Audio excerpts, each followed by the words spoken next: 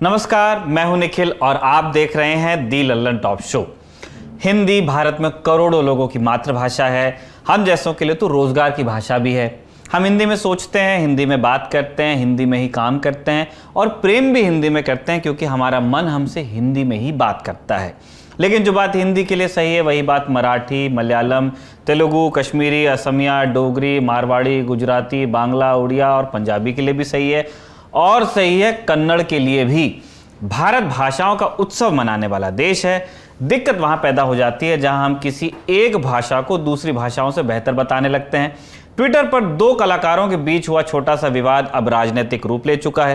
किच्चा सुदीप और अजय देवगन से अब बात बसवराज बोम्मई, एच.डी. कुमारस्वामी और सिद्धारमैया के बयानों तक पहुंच गई है।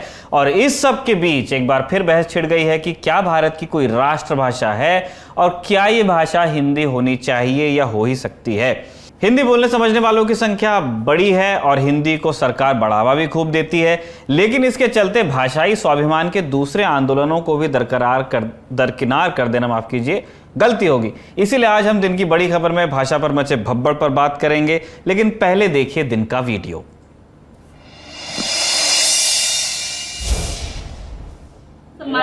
उस कुर्सी का मान सम्मान देकर आपसे बात कर रही हूँ। मैंने आपको एक छोटी सी बात कही, आपने उसका सम्मान क्यों नहीं रखा? सम्मान ये रखा, क्या बुलडोजर लेकर चले आए? ये सम्मान रखा नहीं है। अगर ये सम्मान, तो फिर यही सम्मान तो मेरे लोग आपको लौटाएंगे। फिर इसी भाषा में, क्योंकि आपके पास था बुलडोजर की ताकत, आप लेकर चले आए। हमारे पास शब्दों की ताकत।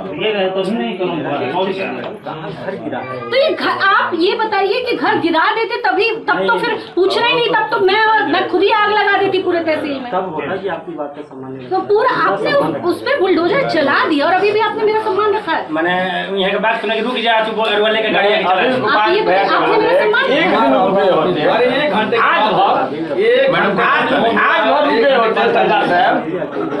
सुने तहसीलदार साहब, आप पूरा घर फंसा देते, उससे मतलब नहीं है। एक बार जब विधायक जी बोल दी कि आज रुकिए तो तहसील को रुकना पड़ेगा, तो आग लगा देंगे हम तहसील में। क्या समझते हैं आप? आराम से बोलाइए इसको। नहीं, मैं विधायक में क्या समझते हैं आप? अब आज की कहानी और क्या समझते हैं विधायक का मतलब? अभी रुका है इतना करने के लिए। तहसील को आग लगाने की बात करती महिला भला सामान्य कैसे हो सकती हैं?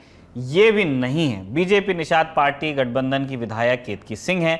इनके साथ मौजूद व्यक्ति तहसीलदार से पूछता है कि विधायक का पावर समझते हैं क्या आप? क्या समझते हैं पूरा तहसील को आग लगा देंगे? एक व्यक्ति के घर को गिराने के लिए तहसील प्रशासन के बुलडोजर लेकर पहुंच जाने पर इतनी नाराजगी जताई गई, लेखपाल को गाली तक दे दी गई, उसे हमने बीप करना पड़ा। विपक्ष का कोई नेता होता तो हो सकता है कि उस पर अब तक सरकारी काम में बाधा डालने का मुकदमा लग गया होता, मगर यहां सत्ता पक्ष का मामला था, सो विपक्ष ने निशाने पर ले लिया। खुद अखिलेश यादव ने ट्वीट करके लिखा कि विकास कार्यों के नाम पर जिस बेहिसाब दर पर सत्ता से जुड़े लोगों को करोड़ों का मुआवजा दिया जा रहा है, वही दर आम आदमी को भी दी जाए, वह उनको भी जिनके जायज निर्माण पर केवल विद्वेषवश बुलडोजर चला दिया गया। विद्वेष में भाजपाइयों को लाभ पहुंचाने में मुआवजा भ्रष्टाचार का नया तरीका बन रहा है। ये अखिलेश का ट्वीट था। जब वीडियो वायरल हो गया तो केतकी सिंह, जो कि विधायक है, उन्होंने सफाई भी दी। उन्होंने कहा कि बिना किसी नोटिस के गरीब के घर पर बुलडोजर नहीं चला सकते हैं। सीएम योगी का साफ कहना है कि किसी गरीब के घर पर बिना कारण बुलडोजर नहीं चलेगा। अब चलते हैं दिन की सुर्खियों पर। पहली सुर्खी असम से है, जहां देश के प्रधानमंत्री नरेंद्र मोदी दौरे पर पहुंचे थे। पीएम मोदी ने कार्बी आंगलोंग जिले में माजा पशु चिकित्सा महाविद्यालय, वेस्ट कार्बी आंगलोंग कृषि महाविद्यालय, Ampani west Karbi Anglong government college सहित कई शिक्षण संस्थानों और दूसरी योजनाओं की आधारशिला रख दी। इसके अलावा दिफू में एक रैली को भी संबोधित किया। ये दूसरा जिला है। कैंसर सेंटर के उद्घाटन के बाद पीएम मोदी ने कहा कि अस्पताल आपकी सेवा में है, लेकिन अगर ये नए अस्पताल खाली रहेंगे तो मुझे खुशी होगी। मैं आपके स्वास्थ्य के लिए प्रार्थना करता हूं। हमारी सरकार ने योग, फिटनेस, स्वच्छता के साथ साथ स्वास्थ्य की देखभाल पर भी ध्यान केंद्रित किया है। देश में नए टेस्टिंग सेंटर्स भी खोले जा रहे हैं। प्रधानमंत्री यहां जल जीवन मिशन का भी उन्होंने जिक्र कर दिया। कहा कि जल जीवन मिशन शुरू होने से पहले तक यहां 2% से कम गांवों के घरों में पाइप से पानी पहुंचता था, वहीं अब 40% परिवारों तक पाइप से पानी पहुंच चुका है। मुझे विश्वास है कि जल्द से जल्द असम के हर घर तक पाइप से पानी पहुंचने लगेगा। इसके अलावा प्रधानमंत्री ने आफ्सपा पर भी अपनी बात रखी। सुनिए। लंबे समय तक arm forces special power act AFSPA north east के अनेक राज्यों में रहा है, लेकिन बीते 8 सालों के दौरान स्थायी शांति और बेहतर कानून व्यवस्था लागू होने के कारण हमें आपसा को नॉर्थ ईस्ट के कई क्षेत्रों से हटा दिया है। हालात को ऐसे संभाला गया कि आज असम के 23 जिलों से आपसा हटा दिया गया है। दूसरी सुर्खी भी प्रधानमंत्री मोदी से ही जुड़ी है। प्रधानमंत्री मोदी ने कल विपक्षी राज्यों से पेट्रोल और डीजल पर वैट कम करने की अपील की थी। उन्होंने इस संदर्भ में महाराष्ट्र, पश्चिम बंगाल, तेलंगाना, आंध्र प्रदेश, केरल, झारखंड और तमिलनाडु का नाम लिया था। आज कई राज्यों के मुख्यमंत्रियों का जवाब आ गया इस पर। आप इसे तीखा पलटवार भी कह सकते हैं, क्योंकि तेलंगाना के मुख्यमंत्री के चंद्रशेखर राव केसीआर के नाम से मशहूर हैं। उन्होंने कहा कि राज्यों से टैक्स घटाने के लिए कहने पर प्रधानमंत्री को शर्मानी चाहिए। उन्होंने कहा कि उनके राज्य में वर्ष 2015 से ईंधन टैक्स में कोई बढ़ोतरी नहीं की गई। केसीआर ने कहा कि राज्यों से कहने के स्थान पर केंद्र को टैक्स में कटौती कर देनी चाहिए। वो क्यों नहीं करता? केंद्र न सिर्फ टैक्स बढ़ाए हैं, वह सेस भी एकत्रित करता है। अगर आप में हिम्मत है तो बताएं कि टैक्स क्यों बढ़ाया गया। ये केसीआर के शब्द हैं, मैं सिर्फ पढ़ रहा हूं। एक जवाब पश्चिम बंगाल के मुख्यमंत्री ममता बनर्जी की तरफ से भी आया। उन्होंने कहा कि प्रधानमंत्री नरेंद्र मोदी ने पूरी तरह एक तरफा और गुमराह करने वाला भाषण दिया। उनके द्वारा पेश किए गए तथ्य गलत हैं। हम पिछले 3 साल से पेट्रोल और डीजल के प्रत्येक लीटर पर 1 रुपए की सब्सिडी देते आ रहे हैं। हमने इस मद में 1500 करोड़ रुपए खर्च भी कर दिए हैं। इसके आगे उन्होंने कहा कि केंद्र के पास हमारे 97,000 करोड़ रुपए बकाया हैं। जिस दिन हमें आधी रकम में मिल गई, अगले ही दिन हम पेट्रोल और डीजल पर 3,000 करोड़ रुपए की सब्सिडी दे देंगे। मुझे सब्सिडी से कोई समस्या नहीं, लेकिन मैं सरकार कैसे चलाऊंगी। महाराष्ट्र के सीएम उद्धव ठाकरे का बयान हमने कल ही आपको बता दिया था। इस पर पेट्रोलियम मंत्री हरदीप पुरी का ट्वीट आया। उन्होंने लिखा कि महाराष्ट्र सरकार पेट्रोल पर 32 रुपए 15 पैसे टैक्स लेती है, जबकि कांग्रेस शासित राजस्थान में 29 रुपए 10 पैसे वसूला जाता है। लेकिन उत्तराखंड में सिर्फ 14 रुपए 51 पैसे और उत्तर प्रदेश में सिर्फ 16 रुपए 50 पैसे ही टैक्स लिया जाता है सरकार की तरफ से सूबे की। उन्होंने कहा कि महाराष्ट्र सरकार ने 2018 से अब तक ईंधन पर टैक्स के रूप में 79,412 करोड़ रुपए इकट्ठा किए हैं और इस साल 33,000 करोड़ कमाने की उम्मीद है। क्यों नहीं वो लोगों को राहत देने के लिए पेट्रोल और डीजल पर वैट कम कर रहे? ये मंत्री जी का सवाल था। तीसरी सुर्खी मायावती से जुड़ी है, उत्तर प्रदेश से संबंधित है। काफी दिनों बाद बसपा प्रमुख मायावती ने प्रेस कॉन्फ्रेंस की। आरोप लगाते हुए यूपी विधानसभा चुनाव 2022 का जिक्र किया। मायावती ने कहा कि यूपी चुनाव को हिंदू मुस्लिम रंग देने के लिए बीजेपी सपा की मिलीभगत रही। बीजेपी की सत्ता में वापसी की जिम्मेदारी समाजवादी पार्टी और उसके मुखिया की है। समाजवादी पार्टी के मुखिया अखिलेश यादव ने भी कल मायावती को निशाने पर लिया था। उन्होंने कहा था कि मायावती ने अपने वोट बीजेपी को दिलवा दिए। अब वो इंतजार कर रही हैं कि बीजेपी उन्हें राष्ट्रपति बनवाएगी या नहीं। इसका जवाब भी आज बसपा सुप्रीमो ने दिया। उन्होंने कहा कि सपा लोगों को बहका रही है। मैं राष्ट्रपति नहीं बनूंगी। मैं साफ करना चाहती हूं, मैं यूपी की मुख्यमंत्री और देश की प्रधानमंत्री बनकर ही देश की सेवा कर सकती हूं, लेकिन राष्ट्रपति बनने का सवाल पैदा नहीं होता। बसपा को अगर मुसलमानों ने वोट दिया तो मैं मुख्यमंत्री या प्रधानमंत्री भी बन सकती हूं। ये मायावती के शब्द थे। सुनिए उन्होंने और क्या कहा। ये किस्म किस्म की अफवाहें फैलाने से बाज नहीं आ रहे हैं, जबकि अब तो इनको अपनी बचकानी व घिनौनी राजनीति बंद करनी चाहिए। इसके साथ ही इनको मैं ये भी बताना चाहती हूँ कि इसमें भी कोई संदेह नहीं है कि यदि उत्तर प्रदेश सहित पूरे देश में खासकर दलित, आदिवासी, पिछड़ा वर्ग, मुस्लिम व अपर कास्ट समाज में से गरीब तबका भी बीएसपी में जुड़ जाता है, तो फिर ये लोग बीएसपी की मुखिया को पुणे यहाँ यूपी का मुख्यमंत्री बना सकते हैं। और इतना ही नहीं, बल्कि आगे चलकर देश का प्रधानमंत्री भी बना सकते हैं, क्योंकि इन वर्गों के वोटों में बहुत बड़ी ताकत है। अगली सुर्खी भी यूपी से ही है। यूपी पुलिस ने अयोध्या में दंगा फसाद की बड़ी साजिश को वक्त रहते नाकाम करने का दावा किया है। कुछ शरारती तत्वों ने जालीदार टोपी लगाकर आपत्तिजनक पर्चे और मांस के टुकड़े धार्मिक स्थलों पर फेंके। सौहार्द को बिगाड़ने की साजिश रचने वाले 7 आरोपियों को पकड़ लिया गया है। मास्टरमाइंड का नाम है महेश कुमार मिश्रा। उसने कबूल कर लिया है कि वे सभी दिल्ली के जहांगीरपुरी में हुई हिंसा से नाराज थे। पुलिस ने सीसीटीवी फुटेज भी जारी कर दिया है। अयोध्या के एसएसपी शैलेंद्र पांडेय ने बताया कि इस घटना में 11 लोग शामिल थे। मुख्य आरोपी महेश मिश्रा था। उसने अपने साथियों के साथ घटना को अंजाम दिया। फरार चल रहे 4 अन्य आरोपियों को भी जल्द गिरफ्तार कर लिया जाएगा। सुनिए कप्तान और क्या कह रहे हैं। घटना को अंजाम देने के लिए पूरी प्लानिंग के बाद जो घटना को अंजाम देने के लिए जो लोग गए थे वो 8 लोग गए थे और 4 मोटरसाइकिल पे, जिनको लीड महेश मिश्रा कर रहा था। और जैसा कि सर ने बताया, आपत्तिजनक पोस्टर और आपत्तिजनक वस्तु वहां फेंकी गई और प्राप्त सूचना पे तत्काल पुलिस टीम इसमें एक्टिव हुई और इसमें साक्ष्यों को संकलित किया और साक्ष्य संकलित करते हुए पूरे चेन ऑफ इवेंट्स को कनेक्ट करते हुए इन सभी को गिरफ्तार किया गया है, 7 लोगों को।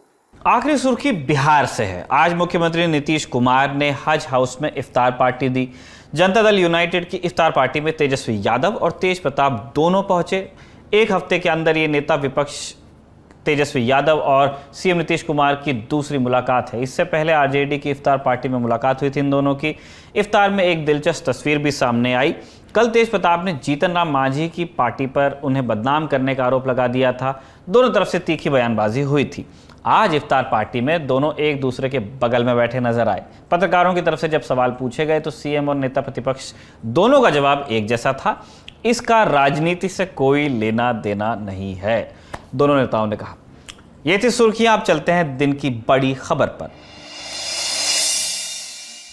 हिंदी बनाम कन्नड़ विवाद या हिंदी को लेकर दक्षिण के राज्यों की चिंताएं नई नहीं है, लेकिन बीती दिनों हुई एक घटना जिसने इस मुद्दे को फिर जिंदा कर दिया, उसका जिक्र जरूरी है। किच्चा सुदीप बनाम अजय देवगन विवाद था ये। कन्नड़ और अब हिंदी फिल्म इंडस्ट्री में भी जाने माने एक्टर किच्चा सुदीप ने एक कार्यक्रम में कह दिया कि हिंदी हमारी राष्ट्रभाषा नहीं है। किच्चा की बात अंग्रेजी और कन्नड़ में थी, हम आपको इसका अनुवाद करके बता रहे हैं।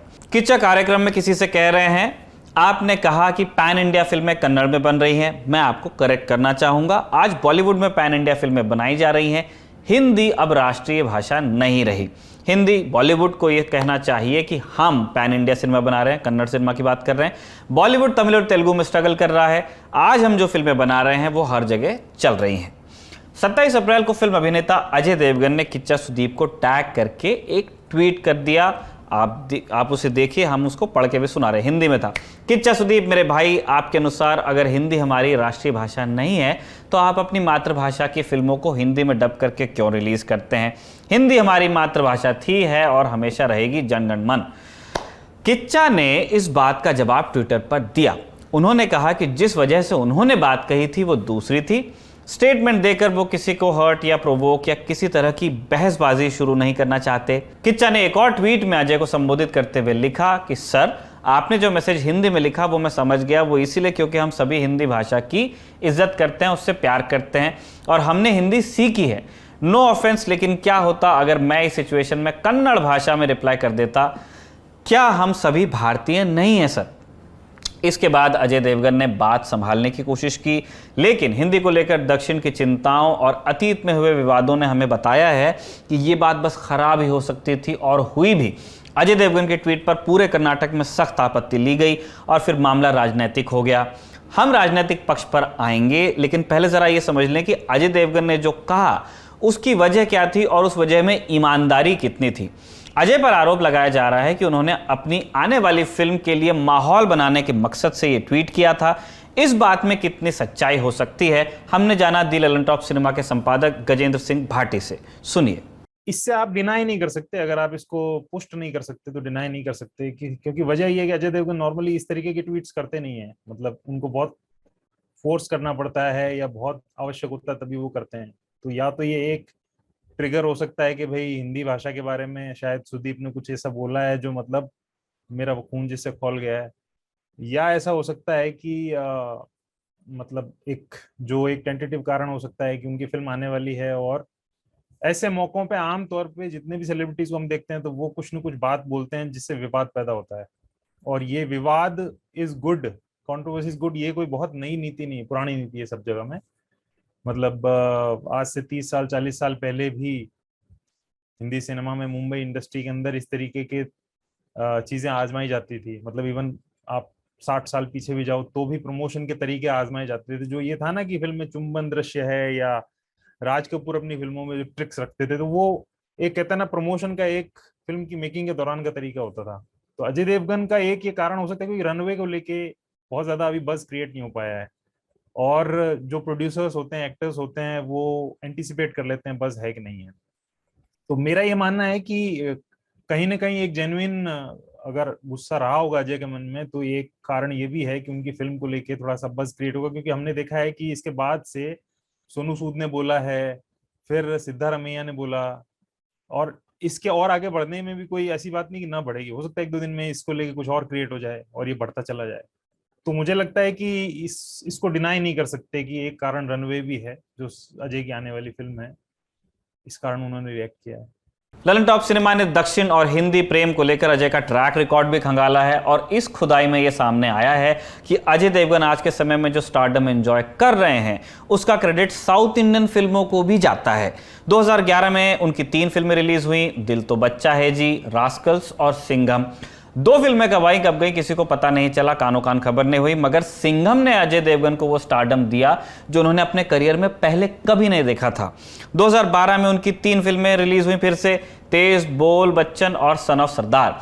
तेज बुरी तरह पिटी, बोल बच्चन ठीक ठाक सफल रही, जो कि 1979 में आई ऋषिकेश मुखर्जी की गोलमाल से प्रेरित थी। मगर बॉक्स ऑफिस नंबर्स के लिहाज से अजय के स्टारडम के साथ न्याय किया सन ऑफ सरदार ने। Son of Sardar S Rajamouli directed Telugu film मर्यादा रमन्ना की रीमेक थी। 1 साल की बंदी के बाद अजय ने वापसी की 2014 में सिंघम रिटर्न से। ये फिल्म ब्लॉकबस्टर साबित हुई, और ये फिल्म भी 1993 में आई एकलव्यन नाम की एक मलयालम फिल्म का रीमेक थी। 2015 में आई अजय की दृश्यम खूब पसंद की गई, ये भी मलयालम फिल्म का रीमेक थी। फिलहाल अजय 2 फिल्मों की शूटिंग कर रहे हैं। पहली है भोला, जो तमिल फिल्म कैथी की ऑफिशियल रीमेक है। दूसरी फिल्म है दृश्यम 2, जो कि मलयाली भाषा की इसी नाम की फिल्म का रीमेक है। इससे पहले जिस दृश्यम का हमने जिक्र किया था वो भी मलयाली फिल्म थी, और उसका भी मलयालम में नाम दृश्यम ही था। जितनी भी फिल्मों का जिक्र हमने किया, सभी की रिलीज से पहले प्रमोशनल इवेंट्स किए गए। इन सभी इवेंट्स में आप अजय को फर्राटेदार अंग्रेजी भाषा का इस्तेमाल करते देख सकते हैं, सुन सकते हैं। अगर आप अजय का ट्विटर अकाउंट खोलकर उनके ट्वीट्स चेक कर लेंगे तो आपको लगेगा कि ज्यादातर, या ऐसा भी कहा जा सकता है कि लगभग सभी ट्वीट्स अंग्रेजी भाषा में हैं। हिंदी को लेकर अजय के आग्रह और प्रेम को हमें इन सारी बातों के आलोक में भी देखना पड़ेगा। अजय की निजी सफलता और असफलता की बात को अगर हम एक तरफ रख देते हैं, तब भी हम ये पाते हैं कि हिंदी सिनेमा दक्षिण की सफलता से एक प्रेशर तो फील कर ही रहा है। सुनिए। मुझे ऐसा लगता है कि प्रेशर तो है हिंदी सिनेमा में, या मुंबई इंडस्ट्री या बॉलीवुड आप कह लें, उसमें एक प्रेशर तो है, क्योंकि पिछले कुछ महीनों में आप देखेंगे तो बैक टू बैक साउथ की फिल्में हैं, तेलुगु फिल्में हैं, या कन्नड़ सिनेमा की फिल्में हैं, उन्होंने बहुत अच्छा परफॉर्म किया है। बहुत अच्छा ही नहीं परफॉर्म किया है, उन्होंने हिंदी फिल्मों के भी रिकॉर्ड ब्रेक किए हैं। जैसे यश की KGF 2 ने हिंदी में बिजनेस करने के मामले में बड़ा कीर्तिमान बना लिया। वो हो सकता है कि रिप्लेस कर दे सारी फिल्मों को, हो सकता है नंबर 1 पे चली जाए। इसी तरीके से पुष्पा आई थी पिछले साल के एंड में, तो पुष्पा ने भी एक तरीके से अल्लू अर्जुन की एंट्री करवा दी थी पैन इंडिया स्केल पे। आमतौर पर उससे पहले हमसे डब्ड उनके वर्जन फिल्मों के देखते थे चैनल्स पे और खुश होते थे। तो बैक टू बैक ऐसा हो रहा है। पहले ये था कि चलो RRR आ गई तो उनको लगा कि ये एक एक्सेप्शन होगा, और उसके बाद फिर पुष्पा आए जो बिल्कुल अलग एक्टर के साथ, बिल्कुल अलग डायरेक्टर के साथ। अब कन्नड़ इंडस्ट्री जिसको कंपैरेटिवली एक वीक इंडस्ट्री माना जाता है, अगर आप तमिल तेलुगु की बात करें तो बहुत बड़ी इंडस्ट्रीज है। मलयालम इंडस्ट्रीज है, वो सोफिस्टिकेटेड फिल्में बनाती है। कन्नड़ का एग्जिस्टेंस, मतलब इवन अगर 1 साल पहले मुझे कन्नड़ पे बात करनी होती थी तो मैं हिचकता था कि मैं क्या सपोर्ट कैसे कर पाऊंगा, कन्नड़ सिनेमा की कौन सी ग्रैंड फिल्में लोगों को कनेक्ट करवाने के लिए बता सकूंगा।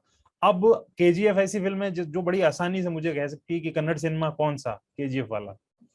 तो एक बहुत बड़ा कारण है क्योंकि वो पहले अपने भाषा में बहुत अच्छा परफॉर्म करती है इनकी फिल्में, और उसके बाद वो आती है हिंदी में, उसके बाद जाती है वो चाइना या ग्लोबल स्केल पे। तो परफॉर्मेंस बहुत जबरदस्त रहा है, और मुंबई के जो स्टार्स थे जिनका डंका बजता था उनको एक तरीके से टेम्पररी डिस्प्लेस कर लिया है। अल्लू अर्जुन ने कर दिया है, यश ने कर दिया है, NTR जूनियर ने कर दिया है, और चिरंजीवी के बेटे ने कर दिया है। तो कोई ये कहने की बात नहीं उनकी ओर से कि वो कहें कि हम इनसिक्योर हैं, पर ये जो फिल्मों को स्टडी करते हैं या फॉलो करते हैं वो अच्छे से देख सकते हैं कि बिजनेस के मामले में वो डिस्प्लेस हुए हैं, और एंटरटेन करने के मामले में जो क्वोशंट क्रिएट किया है साउथ के एक्टर्स ने, वो क्वोशंट आप अगर देखेंगे तो नहीं क्रिएट कर पा रहे हैं। जैसे अजय देवगन की सीरीज आई थी रुद्रा हॉटस्टार पे, वो अजय देवगन का डिजिटल डेब्यू था, उसको लेके बहुत बज़ था, और वो ब्रिटिश सीरीज थी एक लूथर, उसका रीमेक था। लूथर बहुत ही सक्सेसफुल सीरीज थी, लेकिन रुद्रा का कोई बज़ नहीं क्रिएट हुआ, कोई अजय देवगन डायलॉग्स हिट हुए हों या क्रिटिकल अक्लेम मिला हो, कुछ नहीं हुआ। आई और चलेगी, अभी भी वो स्ट्रीम हो रही है। तो अजय देख रहे हैं उनका पिछला परफॉर्मेंस कैसा है, और ये तो था ही, ऊपर से फिर साउथ का खतरा और हो गया। इसी वजह से आप देखेंगे तो जैसे शाहरुख ने एटली के साथ एक फिल्म साइन की है, एटली साउथ के बड़े सफल डायरेक्टर हैं, और वो वहां का टोन समझते हैं कि वहां का क्या फॉर्मूला है जो सक्सेसफुल हो रहा है, तो उन्होंने उसकी मदद ली। फिर राजकुमार हिरानी की मदद ली, डंकी बना रहे हैं। तो हर एक्टर है वो एक किस्म से स्ट्रगल कर रहा है, और उनके अपने सारे फॉर्मूलाज बदलने पड़ेंगे। जैसे सलमान हो, शाहरुख हो, अक्षय तो करते ही हैं साउथ की रीमेक, अजय देवगन हो, तो ये निश्चित तौर पे एक तरीके से कहें तो इनसिक्योरिटी है जो क्रिएट हुई है मुंबई सिनेमा के स्टार्स के लिए। तो कुल मिलाकर अजय की बात का भी एक कॉन्टेक्स्ट है, आगामी फिल्म के लिए प्रचार की इच्छा कहिए, या फिर भारत में भाषाई सिनेमा के बदलते स्वरूप और अर्थशास्त्र का दबाव। ट्वीट दग गया और इसके बाद हुई जवाबी कार्रवाई, जहां से बात राजनीति के भंवर में फंसती गई। 27 अप्रैल को ही कर्नाटक कांग्रेस के नेता और सूबे के पूर्व मुख्यमंत्री अजय के ट्वीट को रिट्वीट करते हुए लिखते हैं, सिद्धारमैया की हम बात कर रहे हैं, हिंदी हमारी राष्ट्रभाषा कभी नहीं थी, न होगी। हर भारतीय का यह फर्ज है कि वो देश की भाषाई विविधता का सम्मान करे। हर भाषा का अपना एक समृद्ध इतिहास है जिस पर उससे जुड़े लोगों को गर्व होता है। मुझे कन्नडिगा होने पर गर्व है। समय के साथ पारा और ऊपर जाता गया। आज ये स्थिति है कि कर्नाटक पे पक्ष विपक्ष सभी धाराओं के नेता किच्चा सुदीप के साथ खड़े हो गए हैं, क्योंकि बात कन्नड़ स्वाभिमान की है। खुद सूबे के मुख्यमंत्री बसवराज बोम्मई ने हुबली में पत्रकारों से बात करते हुए कहा कि सुदीप ने जो कहा वो सही है। भाषाई आधार पर राज्यों के निर्माण के बाद उन सूबों ने संबंधित भाषाओं का महत्व बढ़ाया है, वहां बढ़ा है। ये शाश्वत है, यही सुदीप ने भी कहा, जो कि सही है। हर किसी को इसको स्वीकार करना चाहिए और इस भावना का आदर करना चाहिए, सीएम साहब के शब्द हैं। कांग्रेस और भाजपा से इतर जनता दल सेक्युलर ने भी इस विवाद पर अपनी बात रखी है। कर्नाटक के पूर्व मुख्यमंत्री और जनता दल सेक्युलर के नंबर 2 नेता एचडी कुमारस्वामी ने भी ट्विटर पर एक लंबा थ्रेड लिख दिया है। इसमें उन्होंने अजय को टैग करके लिखा है कि किच्चा का यह कहना कि हिंदी राष्ट्रभाषा नहीं है सही है, इसमें खोट नहीं ढूंढा जा सकता। इस मसले में अजय का बर्ताव ठीक नहीं था। कुमारस्वामी सिर्फ अजय को निशाना बनाने या फिर सभी भाषाओं के सम्मान की बात करने पर ही नहीं रुके। उन्होंने कहा कि केंद्र में हिंदी राजनीतिक दलों ने पहले से ही दूसरे सूबों की भाषाओं को खत्म करने की कोशिश की। कांग्रेस ने जो काम शुरू किया, भाजपा उसको आगे बढ़ा रही है। कुमारस्वामी की बात में सिर्फ भाषा को लेकर चिंता नहीं थी, उन्होंने उन सारे विषयों को समेट लिया अपनी बात में जिनकी बात दक्षिण के सूबों में होती है। जीएसटी को लेकर असहजता है और संघीय ढांचे में दक्षिण के सूबों की भागीदारी और अधिकार की भी। विषयांतर से बचने के लिए हम भाषा पर बने रहने वाले हैं। इतना साफ हो जाता है यहां आते आते कि अजय देवगन ने जाने अनजाने बर के छत्ते में हाथ डाल दिया। लेकिन एक ट्वीट इतनी कड़ी प्रतिक्रिया क्यों जन रहा है, समझने के लिए आपको कुछ और बातों पर गौर करना पड़ेगा। हाल ही में गृह मंत्री अमित शाह ने कहा था कि हिंदी को अंग्रेजी के विकल्प के रूप में स्वीकार किया जाना चाहिए। शाह ने कहा था कि राजभाषा को देश की एकता का एक महत्वपूर्ण अंग बनाने का समय आ गया है, और जब अलग अलग भाषाएं बोलने वाले राज्यों के लोग आपस में बात करते हैं तो अंग्रेजी की जगह हिंदी भाषा में ऐसा होना चाहिए। तब भी कांग्रेस, तृणमूल कांग्रेस, शिवसेना और डीएमके जैसे दलों ने इस बयान का विरोध कर दिया था। किसी ने सांस्कृतिक आतंकवाद का आरोप लगा दिया तो किसी ने शाह के बयान को क्षेत्रीय भाषाओं के मूल्य को कम करने का एजेंडा बताया। कर्नाटक की बात करें तो जुलाई 2017 में भी बेंगलोर मेट्रो, जिसे नम्मा मेट्रो कहा जाता है, उसमें हिंदी साइन बोर्ड्स को लेकर विवाद हो चुका है।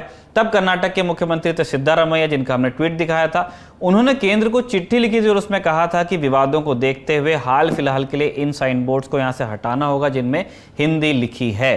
अब इन सारी बातों के आलोक में एक प्रश्न के जवाब का वजन बढ़ता जाता है कि क्या हिंदी राष्ट्रभाषा है। इस विषय पर दिल्ली ललन टॉप के लिए मुरारी ने एक लंबी रिपोर्ट लिखी है। मुरारी अपनी रिपोर्ट में लिखते हैं कि ना तो हिंदी भारत की राष्ट्रभाषा है और ना ही कभी रही है। हिंदी देश की राजभाषा है, राष्ट्रभाषा नहीं, राजभाषा, यानी सरकारी कामकाज में इस्तेमाल की जाने वाली भाषा। दरअसल भारत के संविधान में किसी भी भाषा को राष्ट्रभाषा का दर्जा नहीं मिला है। 22 भाषाओं को आधिकारिक दर्जा मिला हुआ है, जिनमें अंग्रेजी और हिंदी दोनों हैं। हिंदी को राजभाषा का दर्जा 14 सितंबर 1949 को मिला था। 12 से 14 सितंबर 1949 के बीच संविधान सभा में भाषाओं के स्टेटस को लेकर बहस हुई। इस दौरान राष्ट्रभाषा को लेकर भी बहस हुई। इस बहस के कुछ अंश मुरारी ने अपनी रिपोर्ट में संकलित किए हैं, वहां से हम आपको बता रहे हैं। संविधान सभा के अध्यक्ष डॉक्टर राजेंद्र प्रसाद ने तब कहा था, राष्ट्रपति भी थे, कि किसी प्रस्ताव को बहुमत से पारित अगर सभा कर लेती है और ये लोगों को पसंद नहीं आता है तो उसे लागू करना बहुत कठिन होगा। वो हिंदी को लेकर कह रहे थे। राष्ट्रभाषा को लेकर संविधान सभा में चल रही बहस के दौरान तत्कालीन प्रधानमंत्री जवाहरलाल नेहरू ने महात्मा गांधी के विचारों को दोहराया। उन्होंने कहा कि अंग्रेजी एक अच्छी भाषा है, लेकिन कोई भी देश विदेशी भाषा के दम पर महान नहीं बन सकता। नेहरू ने कहा कि जो भी भाषा चुनी जाए वो लोगों की भाषा होनी चाहिए, ना कि केवल कुछ चंद पढ़े लिखे लोगों की। नेहरू ने आगे कहा कि देश की भाषा ऐसी होनी चाहिए जो यहाँ की विविधता का प्रतिनिधित्व कर सके। उन्होंने आगे कहा कि महात्मा गांधी ने इसीलिए हिंदुस्तानी भाषा का समर्थन किया था। ड्राफ्टिंग कमेटी के एक और सदस्य थे एन गोपालस्वामी अयंगर। इन्होंने कहा कि देवनागरी लिपि में लिखी जाने वाली हिंदी आधिकारिक भाषा होनी चाहिए, लेकिन अंग्रेजी को कम से कम 15 साल तक इस्तेमाल किया जाए। इधर सेठ गोविंद दास थे। उन्होंने बहुत मुखरता से राष्ट्रभाषा के तौर पर हिंदी का समर्थन किया। उन्होंने कहा कि लोकतंत्र तभी चल सकता है जब बहुसंख्यक लोगों के मत का सम्मान किया जाए। उन्होंने कहा कि भारत एक प्राचीन देश है, हजारों सालों से देश की एक संस्कृति रही है। इसी संस्कृति का सम्मान करने के लिए हम एक देश और एक भाषा की मांग कर रहे हैं। इसका मतलब हिंदी को लेकर संविधान सभा में एक आग्रह था तो सही, लेकिन आग्रह सिर्फ एक तरह का नहीं था। पश्चिम बंगाल के बड़े नेता नजीरुद्दीन अहमद ने भी अपनी बात रखी थी। उन्होंने कहा था कि एक झटके में राष्ट्रभाषा पर फैसला करना सही नहीं होगा। उन्होंने कहा कि अंग्रेजी का प्रयोग तब तक किया जाए जब तक देश की कोई एक भाषा विकसित नहीं हो जाती।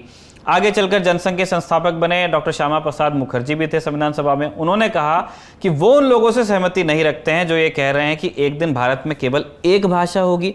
उन्होंने कहा कि भारत की पहचान विविधता में एकता से है और ज्यादातर लोग हिंदी को इसीलिए स्वीकार कर रहे हैं क्योंकि लोगों की एक बहुत बड़ी संख्या में इसे समझा जाता है। हिंदी के समर्थकों को अपनी मांग को लेकर इतना आक्रामक लेकिन नहीं होना चाहिए। ये डॉक्टर श्यामा प्रसाद मुखर्जी के शब्द हैं। टी.ए. रामलिंगम ने कहा कि यह बहस दक्षिण भारतीय राज्यों के लिए जिंदगी और मौत का सवाल है। हम हिंदी के प्रति बहुत सम्मान रखते हैं, लेकिन इसे राष्ट्रभाषा नहीं बनाया जा सकता। दक्षिण भारतीय राज्यों के लिए हिंदी उतनी ही राष्ट्रभाषा होगी जितनी कि अंग्रेजी। हिंदी के राष्ट्रभाषा बनने पर दक्षिण के राज्य असंतुष्ट रहेंगे। बंबई से आने वाले शंकर राव देव ने कहा कि एक संस्कृति और एक भाषा की बात करना खतरनाक है। उन्होंने कहा कि राष्ट्रीय स्वयंसेवक संघ के प्रमुख और कांग्रेस के कुछ नेता एक संस्कृति की बात करते तो हैं, लेकिन कोई हमें ये नहीं बताता कि आखिर संस्कृति का मतलब क्या है। उन्होंने कहा कि फिलहाल इसका जो मतलब बताया जा रहा है वो है कुछ लोगों का बहुत सारे लोगों पर प्रभुत्व। अगर आप एक संस्कृति की बात करते रहेंगे तो मेरे लिए इसका मतलब भारत की आत्मा की हत्या होगा। अगर आप पूरे देश के लिए एक भाषा के समर्थक हैं तो मैं इसके खिलाफ हूं। मौलाना अबुल कलाम आजाद, इन्होंने कहा कि वो इस बात से बहुत दुखी हैं कि हिंदुस्तानी का समर्थन इसलिए नहीं किया जा रहा क्योंकि इसमें उर्दू के भी शब्द हैं। उन्होंने कहा कि उर्दू इस देश की भाषा है जो यहाँ पर पैदा हुई और यहीं पर पली बढ़ी और अब देश के लाखों हिंदुओं और मुसलमानों की मातृभाषा है, लेकिन इस पर चर्चा नहीं हो रही। यह बहस आगे बढ़ी। संविधान सभा की एक सब कमेटी ने प्रस्ताव दिया कि फारसी या देवनागरी लिपि में लिखी जाने वाली हिंदुस्तानी को राष्ट्रभाषा होना चाहिए और जब तक जरूरत हो तब तक अंग्रेजी को दूसरी आधिकारिक भाषा के रूप में बनाए रखा जाए। आखिर में मुंशी अयंगर फॉर्मूले से तय हुआ कि हिंदी को राष्ट्रभाषा नहीं बल्कि राजभाषा का दर्जा दिया जाएगा। यह भी तय किया गया कि अगले 15 सालों तक सरकारी कामकाज के लिए अंग्रेजी का इस्तेमाल होगा। इसी फॉर्मूले के तहत संविधान में अनुच्छेद 343 और 8वीं अनुसूची बनी। इसी फॉर्मूले से यह भी तय किया गया कि भारत के अलग अलग राज्य अपने हिसाब से कामकाज की भाषा तय कर पाएंगे। हालांकि अनुच्छेद 351 में कह दिया गया कि यह सरकारों की जिम्मेदारी होगी कि वो हिंदी भाषा को इस तरह से प्रमोट करें कि वो भारत की विविधता वाली संस्कृति को आगे बढ़ा पाए। 1963 के आते आते सरकारी कामकाज के लिए अंग्रेजी के प्रयोग का समय पूरा हो गया। समय पूरा होते ही अंग्रेजी को हटाने की मांग दोबारा जोर पकड़ने लगी। दक्षिणी राज्यों में इसके खिलाफ हिंसक प्रदर्शन हुए। फिर सरकार ने 1963 में ऑफिशियल लैंग्वेज एक्ट बनाया। इस एक्ट के तहत हिंदी के साथ अंग्रेजी को राजकीय भाषा के रूप में बरकरार रखने का प्रावधान किया गया। हालांकि हिंदी को बढ़ावा देने पर जोर दिया गया, लेकिन कोर्ट, विधायी दस्तावेजों और राज्य और केंद्र के बीच संचार की भाषा अनिवार्य रूप से अंग्रेजी ही बनी रही। अभी तक यह सिलसिला चल रहा है। देश के अलग अलग राज्यों में हिंदी को कथित रूप से थोपने को लेकर प्रदर्शन यदा कदा होते रहे हैं। क्योंकि मुद्दा भावना और अस्मिता से जुड़ा है, इसीलिए बसवराज बोम्मई को भी किच्चा सुदीप के साथ खड़ा होना पड़ा। जबकि जिस राजनीति से वो आते हैं, अजय देवगन अपने ट्वीट के साथ उसी पाले में खड़े नजर आ रहे थे। यही नहीं, अमित शाह के हिंदी वाले बयान के बाद तमिलनाडु भाजपा अध्यक्ष के अन्नामलाई को भी यह कहना पड़ा था कि सूबे की भाजपा इकाई हिंदी के खिलाफ नहीं है, लेकिन हिंदी थोपे जाने के खिलाफ है।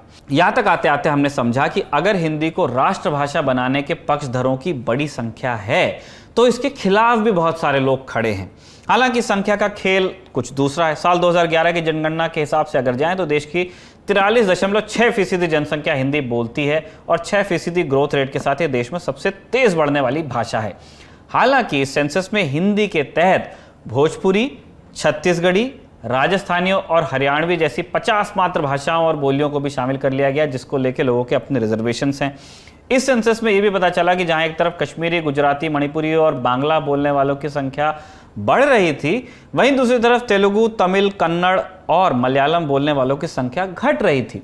कारणों में जाने का पूरा वक्त रह नहीं गया है, एक शो में संभव भी नहीं है, लेकिन आज ये ओपन सीक्रेट है कि हिंदी रोजगार की भाषा नहीं रह गई है।